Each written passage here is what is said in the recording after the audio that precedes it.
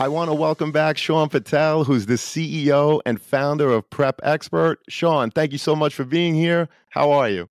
Doing well. Thanks for having me, John. Just wanted to do a quick shout out for an amazing deal that we have for college admissions process podcast listeners. We're offering 30% off all Prep Expert SAT and ACT courses and tutoring. It's live online. We've got the best score improvement guarantees in the industry. You'll get taught by 99 percentile instructors. And you can save 30% off when you go to the show notes of the College Admissions Process podcast. Grab your discount code for 30% off and click the link in the show notes. Thank you, Sean. So great to have you again. And to everyone out there, please note that if you make a purchase through any of our affiliate links, the podcast gets a commission. But rest assured that we would only promote products that we believe in and feel would benefit our listeners. Thank you all and best wishes.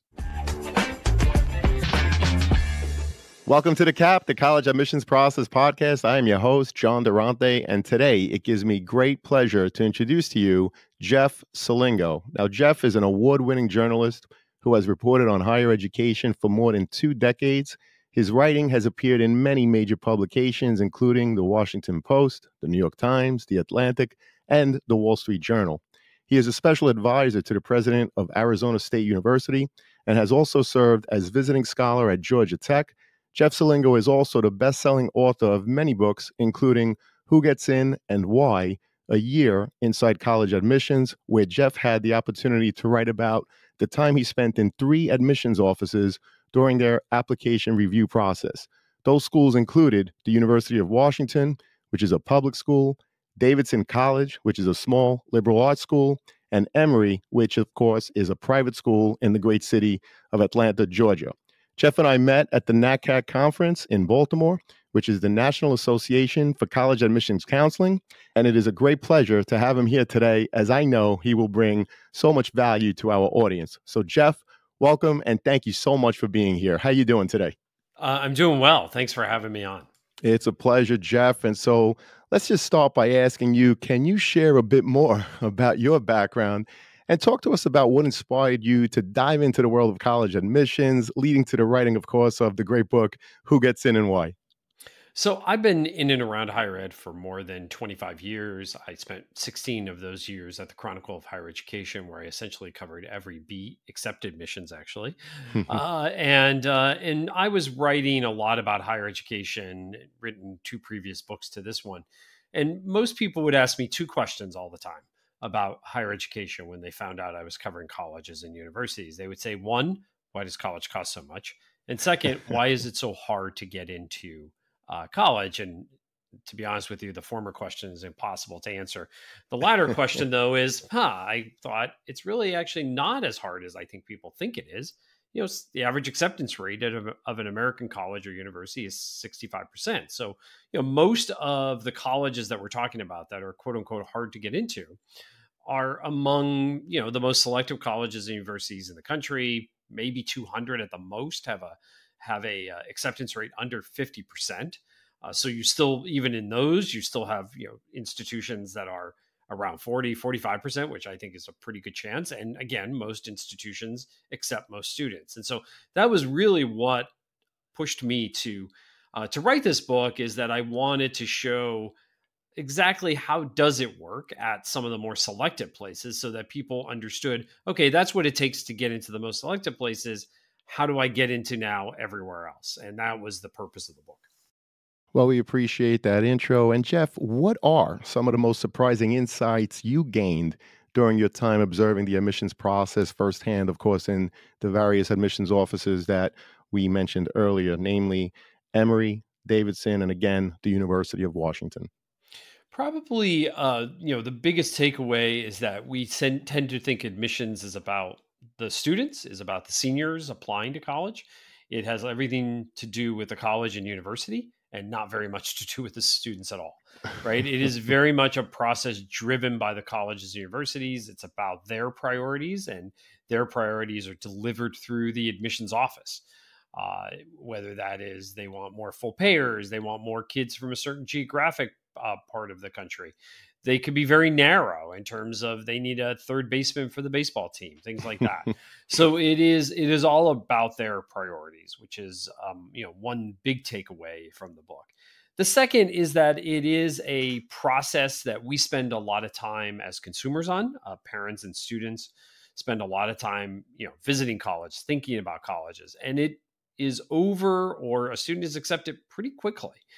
They may be seen a couple of times. They may be seen by a committee. They may be seen by an individual in terms of reading the application. But for the most part, especially at these more selective places that are getting thousands and tens of thousands of applicants in some cases, they may look at an application and consider it for only a couple minutes, sometimes maybe 10 or 15 minutes. So we tend to put a lot of effort into these applications. And it's not that we shouldn't, but we should also realize that on the other side, it's not that they don't put a lot of effort into it, but they have to move quickly in order to get all those applications done in a short amount of time. And of course, there's so many schools that receive tens of thousands of applications. So you're right. You think about the months, if you will, of time that students put the applications together. And yet on the other side, many times, it's no more than 10 minutes in terms of the review. So Jeff, from your experience, what are some other misconceptions that students and parents have about college admissions? I think that so the biggest misconception I think is that it's hard to get into. I think the second misconception is that I think that they tend to think, oh, the most selective schools are also the most generous in terms of financial aid. And that is true for those institutions that are among the most selective, where students are on financial aid, right? Most, as I call them in my book, the sellers. These are schools that are inundated with applications. And on top of that, they have very generous financial aid programs, but most of that money, in fact, almost nearly all of it, goes to students who have financial need. The vast majority of colleges and universities are buyers, as I call them in my book. They need to fill their classes. It's not that their education is any lesser. It's very good. There's a lot of good buyers out there. It's just that they can't easily fill their classes like the very, very selective colleges and universities. And so they have to give out a lot of merit aid, which are essentially coupons, discounts. And a lot of students don't realize this until after the admissions process is over, when they're getting their financial aid packages. And I think if students start to think about the world as these buyers and sellers, and that they balance their list between buyers and sellers, college is actually much more affordable, especially for middle and upper middle class families, than they think it is. Because what's been happening in higher education over the last 15, 20 years is essentially we have this barbell that's happening, where the very wealthy can easily pay full price. The poorest students, not that it's easy, but they are getting, between Pell Grants and institutional financial aid on the need-based side, they're getting perhaps their entire need met. Not everywhere, but again, at some places. But then there's this vast middle that they make too much money to qualify for need-based aid, but they don't make enough money to pay for full price. Those are the people that are really getting squeezed out of a lot of places. And I think they really need to pay a lot more attention to the buyers, as I call them. And Jeff, in your book, Who Gets In and Why, you touch upon a lot, including things like the impact of socioeconomic factors on admissions, which of course you just touched upon again right here in this conversation. Can you share examples of how colleges consider applicants' backgrounds and socioeconomic status in their decisions? Yeah, so colleges are either need blind or need aware. Now, there's a lot of colleges that are need blind in the admissions process, meaning they don't take an applicant's financial background into consideration. But it doesn't mean that they are necessarily generous with financial aid. So some colleges are need blind and meet full need, full demonstrated need. Those are very few colleges that have a lot of money, right? So they don't need to pay attention to who they're accepting money wise, and then they could give them as much money as they need. A lot of colleges that are need blind gap students. In other words, students demonstrate they need this much money, and colleges maybe meet them partway, halfway, whatever way, but they don't give them all the money that they need. Then there's a group of colleges that are need aware, and those colleges basically say, you know what? We could be need blind, but we don't have enough money to give to everybody. So we are actually going to be need aware, meaning we are going to look at your financial background in admissions. And if we feel like we can't give you the money you need, we just don't have enough to go around, we are going to deny you because we think ethically it's better to deny you than accept you, but not give you enough money to come here. And there's a big debate in admissions over this. And increasingly, because of the cost of college just keeps going up, more and more students are in that former group I was talking about where they're being gapped. So, yes, great that you got into the school, but now you can't afford it. It's mandated that every college has to make their net price calculator available. Jeff, how accurate is it when a student and their parents use that net price calculator? Well, some are more accurate than others. Let's just put it that way. I think that those institutions that ask for a lot of data up front tend to be more accurate on the back end. The problem is you have, so many of those net price calculators really don't necessarily put in what that student might get in merit aid. Again, the more data that schools are asking for up front, the better the results are. Fantastic. And Jeff, in your book, you spoke about similar rating scales for assessing applicants. I was curious, what do those rating scales look like? Could you talk a little bit about that just to pull the curtain back a little bit for our listeners? Yeah. So when the application comes in, colleges are rating students on a number of factors, usually around kind of their academic rigor, extracurricular, other personal. So they might have 2 or 3, 4 categories, even 5 categories, and they'll rate them on a scale of 1 to 5, 1 to 10. It's very much like a scale that's used in the Olympics for figure skaters, for example. So one reader might say, "Oh, I give this student a 10 on academics." Another reader might give them an 8, and then all of those numbers come up together to generate an overall number at many of these places for students. Some of those numbers, most of the decisions by admissions offices are actually pretty easy. You're easily in, you're easily not in, and then there's a group in the middle that is kind of on the bubble. They're either just outside looking in or they're in and they're barely in. And those edge cases are the cases that where most of the time is spent, whether with individuals or with committees.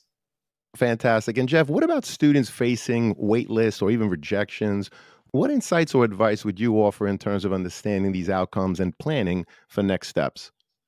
Well, it's not only that, it's the thing called the deferral, which is becoming more popular, right? I mean, admissions, when I applied back in the early 1990s, it was a pretty simple system. You applied and you got accepted, or you got denied for the most part, right? But over the years, there's all these enrollment management techniques that colleges and universities have added. So we have early decision. We have early decision 1. We have early decision 2. We have early action. We have different flavors of those two things, right? We have regular decision. We have deferrals. We have wait lists. So a student, for example, could apply early decision or early action, wanting a decision, yes or no. But increasingly, what's happening is students or colleges want to keep those students around in the pool because they may need them later on. So they defer them to regular decision, which is really frustrating because if you're a student applying early, you want to have an answer. And if the answer is no, just tell me now. This is really frustrating to me, especially early action, because some schools are deferring perhaps 10, 20, 40, 50, 60% of students, and they're never going to accept those students later on. Then you might get waitlisted in regular decision. And those are students who are put on a wait list. Sometimes, by the way, the wait list might be bigger than the entire freshman class at a college. Some students decide they don't want to stay on the wait list. They've gotten in somewhere else and they'll go somewhere else. But those wait lists now tend to really drag on through the summer. I've heard of students this past year already moved in to a dorm at another college. They got off the wait list at their first choice and they moved out and left. Right. So like this process, I think, is not great for students. I think there needs to be a lot more transparency. I think a lot more data should be put in the hands of students so that when, for example, they get deferred in early, how many students were deferred? Oh, wow. Everybody was almost deferred, right? Well, I'm not going to really get in here. I'm going to move on. Right. I think that the more data that's put in the hands of consumers, the better they are. So, as a follow-up, Jeff, your experience inside the admissions office, if a kid is deferred, does reaching out matter? And, what we hear from some of the admissions reps is that if you're going to reach out only if there's something new to add to your application. In other words, from when you submitted the application to the time you get deferred or even waitlisted, don't just reach out unless there's something new to add. What would you say about that? I agree. I think that there's something about showing interest, and then there's something about being a pain. And it's a fine line between the two, right? You definitely want to show that you're still interested, right? They want to know that. If there's something new to report it, but don't report something new every day, and make sure whatever you're reporting is significant and useful, and by the way, hopefully helpful to your case. Absolutely. And given the ongoing debate around standardized testing, Jeff, how does your research shed light on the role of the SAT or ACT scores in admissions? And what changes or alternatives do you foresee? I find the whole use of standardized tests. I actually really thought when 600 plus colleges went test optional during the pandemic that most would come back, and we haven't seen that. Right, we've seen a few trickle back into the testing camp. Most have stayed test optional. Now, many of them are really doing rigorous research on how the students did who didn't come in with test scores, and waiting for them to basically cycle through the university or college. That might take 4 or 5 years to really get good data. I'm not quite sure how they're going to disaggregate that from learning loss that happened during the pandemic. I think Right. also they're trying to read the political tea leaves. They're trying to read the faculty tea leaves. I think there's a lot of politics at play here in terms of deciding whether to come back. And there's a lot of competitive pressures. If your competitors are test optional, you want to stay test optional. So I think everyone else is waiting for somebody to go back. And I think that given the huge increase in applications, which I think is partially caused by test optional, I think that most parents and counselors either love it or they hate it. But I find most people hate it because they just want some certainty. It doesn't mean that they want the test. Some people would prefer test blind, like California has gone, the University of California system. Like either take the test or don't take the test, but don't keep us in this middle ground, which I think is incredibly frustrating to students. I have no idea, John, what's going to happen. I really don't. Right. I predicted wrong the last time, so I'm a little afraid to predict again. Um, I'm curious to see what will happen, but I think something will change in the next couple of years. Either we will see a permanent policy, we will go back. I doubt many people will go test blind. I think people are either going to stay test optional or they will go back to the test. What's up, podcast friends? I'm happy to share that we've teamed up with Dormco to make your dorm decorating a lot easier. Why Dormco? They offer quality and durability, affordability, and a wide selection for bedding to storage solutions and everything in between for your dorm room. So if you or anyone you know is looking to decorate your dorm, see the affiliate partnership link in the show notes for Dormco, your one-stop for stylish, affordable, and quality dorm essentials. Please note that if you make a purchase through any of our affiliate links, the podcast gets a commission, but rest assured that we would only promote products that we believe in and feel would benefit our listeners. Thank you all, and best wishes. Well, we appreciate that. And Jeff, in your book, you spoke about some select schools dropping their test score requirements to accept students with lower scores while not affecting their overall ratings. Some of those students that don't submit scores submitted things like research projects from high school or clips from performances if they're musicians or actors. With AI becoming ever more available, do you see colleges going towards using clips from performances or examples of other work done in high school? And what other changes do you anticipate, if any?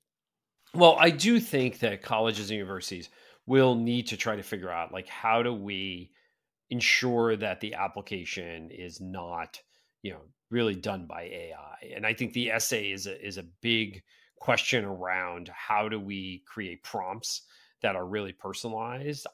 We may go to more video clips that show the authentic student. We may go to more essay prompts that can be completed in real time and proctored in some way so that students can't chat GPT them. We may ask students for other pieces of work from high school, but we really don't know the quality of that or how that was done.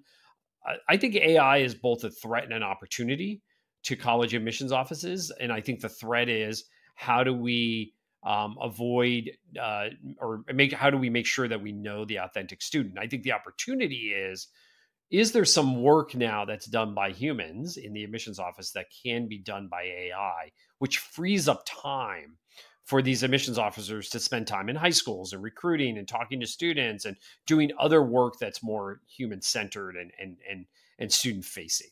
So I think it's both a threat and an opportunity, but I think that they will start to think about how can we ask for other assets in the application from students.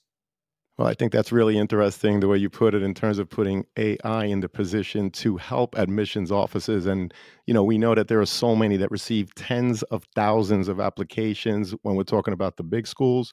Jeff, as a follow up, you also spoke in your book, Who Gets In and Why, about a national clearinghouse for all students, just like the NCAA serves for potential student athletes, where students would include samples of their work from throughout their high school years. What do you think are the factors preventing, for example, the U.S. Department of Education from making this a reality? There have been so many ideas over the years, a lottery system, a matching system like we use for medical residents and things like that. Everything keeps coming down to colleges and universities to make a lot of these things a reality would need to share information about applicants that they have received and what they're deciding on and things like that. And this all comes down to there is a strong desire by the US government for antitrust, right? That they do not want collusion essentially among the colleges and universities. They don't want them talking about to each other about who's being accepted and how much money they're getting and things like that. And almost anything that would require a matching system or a clearinghouse or anything like that would require some sort of cooperation between colleges and universities. Now, could there be a system where students upload their information and then colleges say, oh, yeah, we really want that student?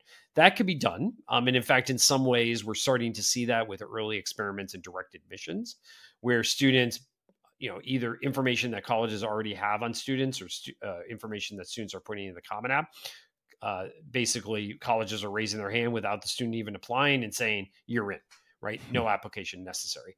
I think that has a limit to how many institutions will participate in something like that and how many students will participate in that, because it would be mostly the less selective places that would do that. I still think that we need something where the vast majority of colleges and universities have access to students and that there is more of a matching system, because right now it's a pretty it's not exactly a efficient system. If you were designing this from scratch in 2023, you would not design a system where students apply to 15, 20 schools. They might get into 5 or 10 schools, and then they only could go to one, right? That is Right. not, that is a system that's full of friction, and you would not design it that way if you're designing from scratch. So something has to change. Again, I'm just not quite sure legally what you can do and practically what you can do. Well, we appreciate that. And, you mentioned students applying to 15 schools. There's a lot of high achieving students out there. So, in terms of high achieving students who often face unique challenges in the admissions process, what advice do you have for them and how can they stand out in a competitive pool? So I always encourage students, just kind of be yourself. Do what you want to do in high school, because if you sit there throughout high school and say, how am I going to stand out to an admissions officer on the other side of the desk? First of all, you have no idea who that person is sometimes. You have no idea what kind of day they're having when they read your application. Hmm. As I said earlier, colleges have priorities. All those priorities are different from college to college. So if you sit there and try to game the system from where you sit, you're really going to drive yourself crazy doing it. You're not going to have a lot of fun doing it. You're going to end up doing things you probably don't want to really do, because you're just going to be doing it for the admissions officer on this other side of the desk. Should you participate in a lot of activities in high school? Sure. Should you do some of that for college? Sure. Should you do some of that because you just want to have fun and discover new things? Absolutely. Should you take a pretty rigorous course load in high school? Absolutely, because it will prepare you well no matter where you go to college, right? Should you try your best? Sure, because that's what you want to do. You want to have that growth mindset in high school. Do all of these things because they're going to make you a better learner. They're going to make you a better person. They're going to help you discover what is your passion and purposes in life. Don't do it because you're trying to get into college. Well, we appreciate that. You talk about taking the rigorous course load, which of course is going to differ from student to student. Try your best, participate in activities, and students always remember the growth mindset. These are things that you control. And then Jeff pointed out a lot of priorities in terms of what you don't control. If a school is looking for a certain amount of students applying to a major, if they're looking for a goalie for their soccer team, those are things that you don't control unless, in fact, you're a goalie. So, Jeff, this has been a great conversation. We really appreciate the insight and your time today. Before I get to the last question, is there a question I didn't ask or a topic that I didn't bring up that you'd like to share with our listeners today? No, I think the last question that you asked me is the one that I'm really pressing on parents and students today. I think we have turned the admissions process into a game to be won, that there's this gold ring at the end of it, and we are driving ourselves and our kids crazy. We're really punishing them in ways that I don't think they deserve it. And I'm starting to see this even, I have an eighth grader, and once in a while, obviously she knows what I do and she's asking me questions about college. I never thought about college until I was a junior in high school. Was that maybe too late? Maybe, I don't know. But I've turned out okay. We know a lot of people who've turned out okay, even if they didn't go to the most selective places. I think we really need to turn the temperature down on this. We've been talking about doing that for a long time. The question that I would love you to ask me, but I can't answer because I want to ask every parent out there, like, we know what's wrong. We know we're crushing our kids, and colleges know they're crushing their kids. Everybody knows they're doing something wrong. Nobody's willing to fix it. Well, that's great advice and great insight. We appreciate that, Jeff. And again, your time today, thank you so much. And unfortunately, it does lead us to the last question, which is, based on your extensive research and observations, what predictions or changes do you foresee in college admissions, and how might these impact future applicants? Well, I think that the one struggle that colleges and universities are having right now is around yield, right? So as application numbers have gone way up, even the more selective places are really having trouble figuring out yield. And so I think you're going to see, colleges have already leaned in more to early decision because of this, because it's essentially 100% yield. What I think you're going to see is a lot more, and I think this is where AI could come in. Colleges trying to figure out, are you just applying to us because you want to throw out an application there?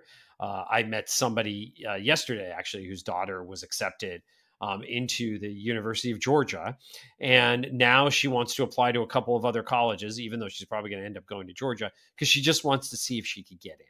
Well, that's all fine and good for the student, but the college is going to really hate that. And they're going to want to start to figure out how many of these kids are really serious about that. That's the prediction I'm going to say, is that they're going to go beyond early action, early decision, and they're going to try to figure out things to figure out, like, how much is this student really interested in us? Well, that's a great point. Like you said, someone who got into one school and she's applying to others just to see if she could get in. So think about it from the admission side. You have 1,000 seats, you receive 50,000 applications, let's say, and you don't know who's for real or not, which makes the entire process ever more difficult. So I appreciate that insight, Jeff. And I'm also going to link your book, Who Gets In and Why, A Year Inside College Admissions. Folks, if you haven't read it, you definitely have to read it. And I'm not getting paid for saying it. This is a great book. Jeff is the real deal. He's awesome. I'm going to link all of his books in the show notes. And Jeff, by the way, I hear you have a podcast. You want to give it a little bit of a shout out there? Yeah, Future You. It's Future You. I co-host it with Michael Horn. It talks about everything about the future of higher education. So give it a listen. Jeff, you are awesome. I'm so glad that we connected down at NACAC in Baltimore. I really appreciate your time today. Thank you so much. And to all the people out there, good luck with the college search. We hope to have you again, Jeff. Great to be here, and thank you so much for having me on.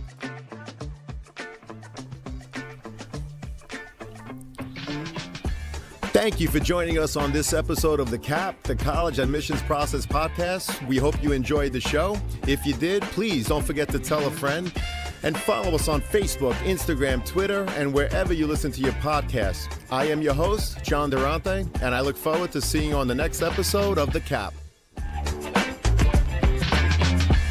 What's up, podcast friends? I'm happy to announce that we've teamed up with some fantastic affiliate partners to further enhance your overall college journey. They are Dormco, Prep Expert, and Prep Sportswear. So do you or someone you know needs stylish dorm decor, trendy college apparel, or top-notch test prep, whether it's creating a cozy home away from home, flaunting the latest in college apparel, or securing top-notch test prep help, we've got you covered. Check out our affiliate links in the show notes within each of these categories, which we believe will help you, our listeners. Please note that if you make a purchase through any of our affiliate links, the podcast does get a small commission, but rest assured, we would only promote products that we believe in and feel would benefit our listeners. So check out the links in the show notes and share with anyone that you think may benefit. Thank you and best wishes to all.